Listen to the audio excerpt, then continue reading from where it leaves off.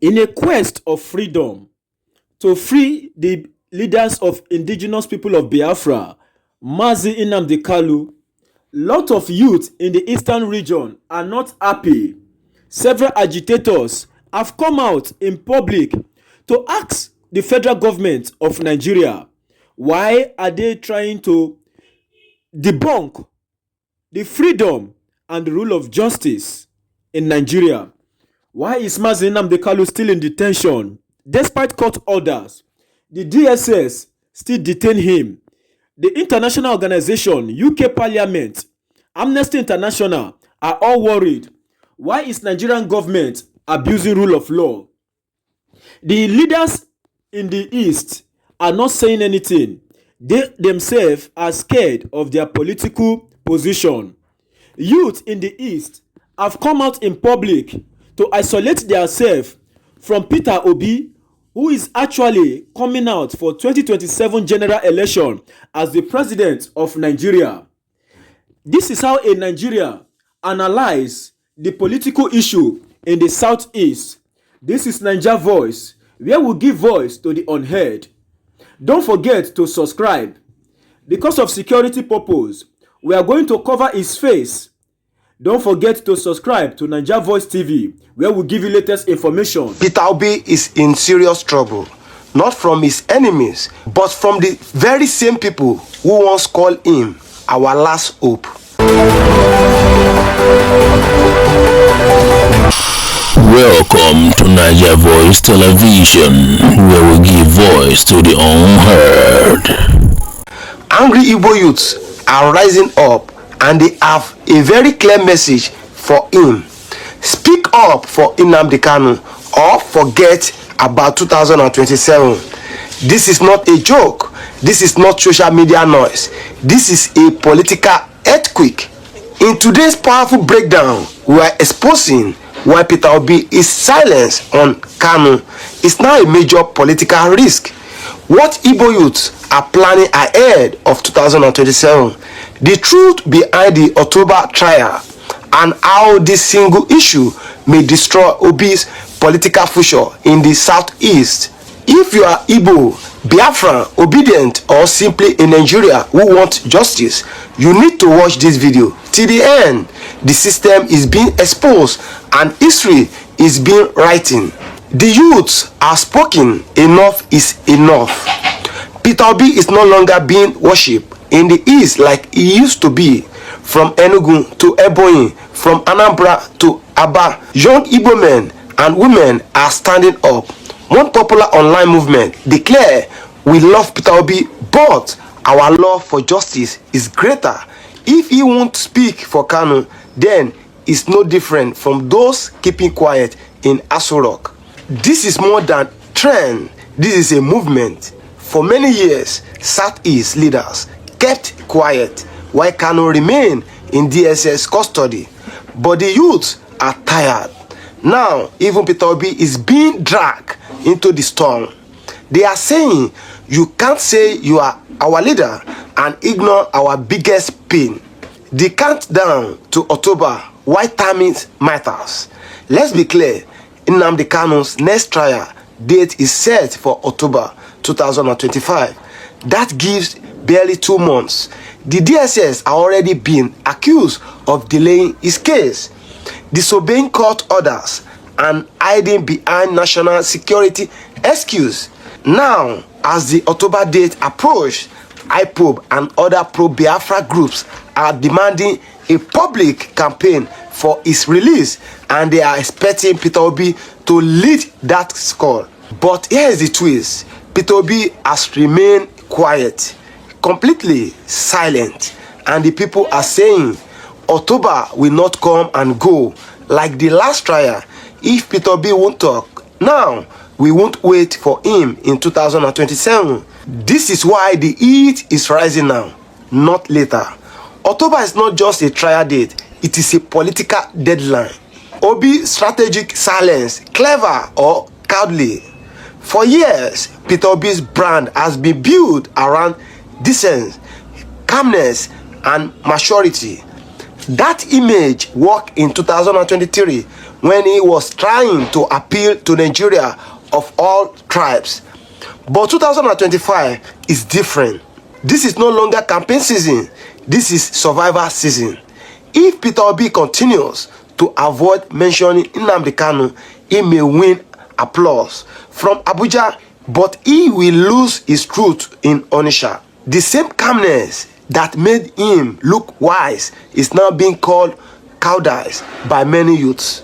Because let's face the truth, no serious leader avoids the cry of his people, especially when they are in pain.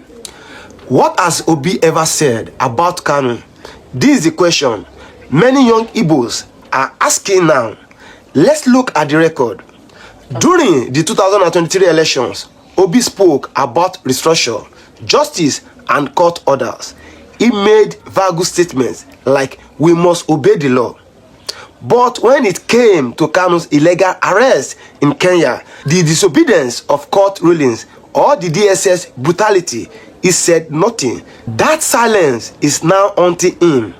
Even when the UN ruled that Kanu's detention was illegal, Peter Obi stayed silent. Even when the appeal court ordered Kanu's release, Obi said nothing.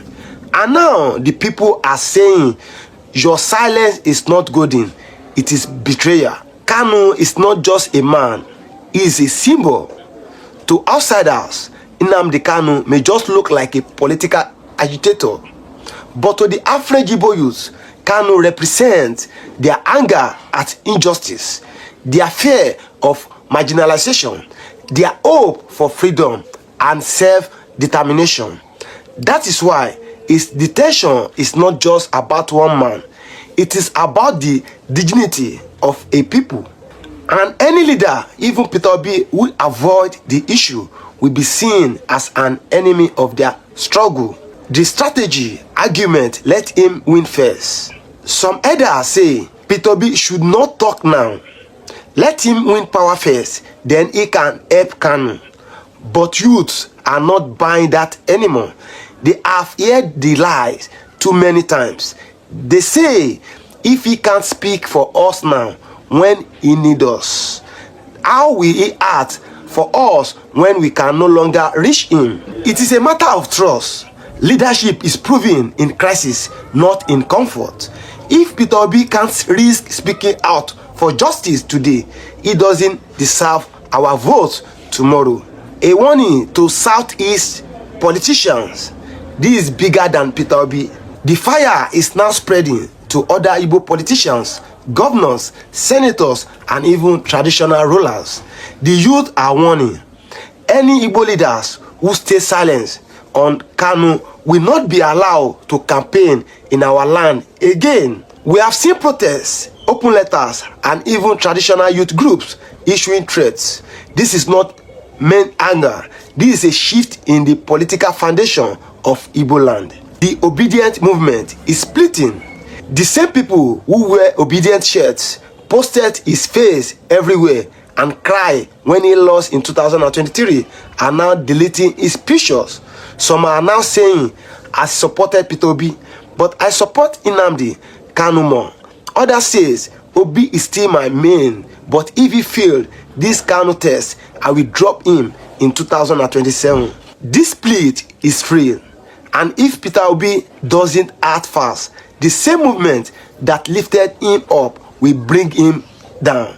Is Obi afraid of the system? Let's be honest.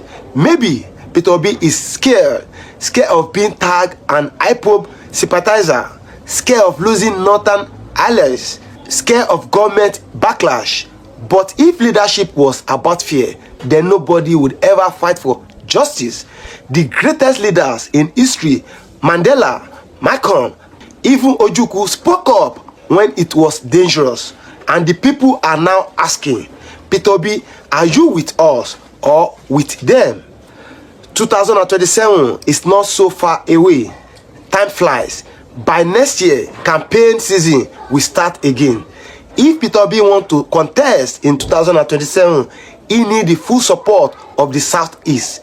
But if Kanu issue remain unresolved and Obi remain silent, he will walk into 2027 with no army behind him. Because Biafran youths are not interested in voting for cowards anymore. They want a defender, not a diplomat. The power of public pressure. How video clips change everything. In this new digital age, politics is no longer controlled by radio station or government TV channels. It is the clip that go viral, that shape public opinion, and now a video showing angry Igbo youths in Umuahia boldly calling out Peter Obi has gone viral. In that video, the youth leaders didn't just protest, they named names. They said clearly, our silence is over. If Peter Obi can't speak for Kanu, he has no business asking us for votes. This moment was powerful because it was caught on camera, shared across Facebook, YouTube, TikTok, and WhatsApp groups all over the Southeast. It changed the tone. People no longer ask, where is Peter Obi? They now say, he better respond before it is too late. The same camera that built his obedient brand is now demanding a response to Igbo pain. And if he ignores it, the silence will speak louder than any words. The uncomfortable comparison, Ojukwu, Zik, and now Obi. Throughout history, Igbo leaders have always been measured by how they stood in moments of crisis. When colonial oppression was destroying the East, Nnamdi Kalu'S raised his voice. During the genocide of 1966 and civil war threats, Chukwuemeka Ojukwu didn't beg or hide. He stood up, declared the truth, even when the cost was heavy. Now, in 2025, the same question is being asked of Peter Obi. Will he stand like Ojukwu or sit quietly like those who abandoned us? People are watching how Obi reacts to the current pressure over Kanu, and they are comparing him to past Igbo icons. The stakes are high. Will he be remembered as the man who brought dignity to his people, or the politician who stayed silent while injustice crushed his brother? Because in Igbo land, legacy is not just about winning elections, it is about standing when it matters most. And right now, nothing matters more than Nnamdi Kalu's freedom. What Peter Obi can do now, the door is still open. Here is the truth. Peter Obi still has a chance. The door is not closed yet. The same Igbo youths who are angry are also ready to listen. They are not demanding war. They are not asking for political suicide. They are asking for courage. So, what can Obi do to reclaim the moment? Here are the 3 simple but powerful steps. Release a public statement, even a 2-minute clip, clearly calling for Kalu's release based on the court ruling and human rights violations will go a long way. Visit Kalu's legal team or family as a symbolic visit to recognize their pain, shows leadership and emotional maturity. Use his platform internationally. Peter Obi is respected abroad. He can use interviews of platform in the UK, US, or EU to advocate for lawful treatment of Nnamdi Kanu without sounding militant. This move won't destroy its national appeal. They will enhance it. They show he can stand for justice no matter who is involved, because in the end, Nigeria respects strength, not silence. And if Peter Obi shows that strength, now the same youth calling him out will turn around and support him louder than before. But if he stay quiet, he may be remembered as the man who lost the East, the obedience, and his movement in history all in one silence. This is not about hating Peter Obi. This is about holding leaders accountable, because silence in the face of injustice is complicity.